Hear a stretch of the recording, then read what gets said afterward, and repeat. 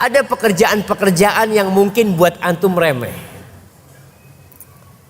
Di masa Nabi SAW sama, sahabat meremehkan hal itu. Akhirnya ditegur sama Nabi Muhammad SAW. Ada wanita tua, hitam kulitnya, namanya Ummu Mihjan. Kerjaannya apa? Kanat taqumul masjid. Kerjanya dia itu bersih-bersih masjid. Kadang-kadang kita lihat ada marbot masjid ya, sapu-sapu, bersih-bersih, dia mengelap apa. Mungkin antum yang berdasi, yang merasa sebagai seorang ustadz, mungkin merasa, aduh kesian orang ini, kerjanya remeh. Akhirnya perempuan ini meninggal dunia. Meninggal di malam hari. Para sahabat Nabi radhiyallahu taala anhum tidak ingin membangunkan Nabi alaihi salatu wasallam karena pikiran mereka, siapa sih perempuan ini? Bukan tokoh dari kalangan sahabat yang perlu Nabi tahu kalau dia mati. Ya udah, disiapkan jenazahnya, disolatin, dikuburkan di Baqi sana. Setelah itu satu hari Nabi kok kehilangan Ummu Mihjan ini. Lalu dia tanya, kemana perempuan itu yang biasa bersih-bersih masjid? Kata para sahabat, matat ya Rasulullah, alaikas salatu wassalam ya Rasulullah.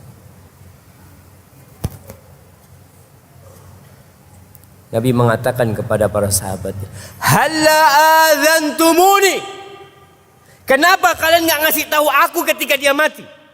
Kenapa?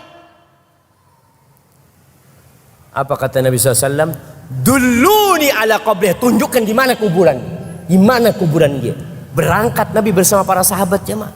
Ditunjukkan ini kuburannya, beliau sholat jenazah di atas kuburan. Padahal wanita itu sudah dimakamkan di sana. Para sahabat bermakmum bersaf di belakangnya, Nabi jadi imam. Mereka meremehkan seakan-akan pekerjaan itu pekerjaan remeh jemaah. Bagaimana Nabi alaihissalatu mengagungkan pekerjaan perempuan ini. Dan itu pelajaran buat kita sampai hari kiamat.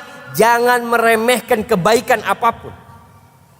Jangan dipikir yang masuk surga itu ustadz saja yang masuk surga, imam saja, mujahid, orang yang rajin sedekah. Tidak. Rasul sallallahu alaihi wasallam kenapa mensolatin di sana? Karena telat, beliau nggak dikasih tahu.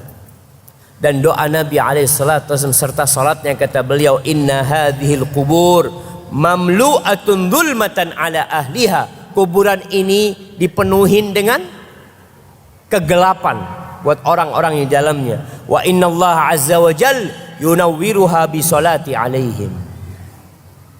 Allah akan menerangi kuburan itu dengan doaku buat mereka, dengan salatku untuk mereka, akan diterangi itu kuburan.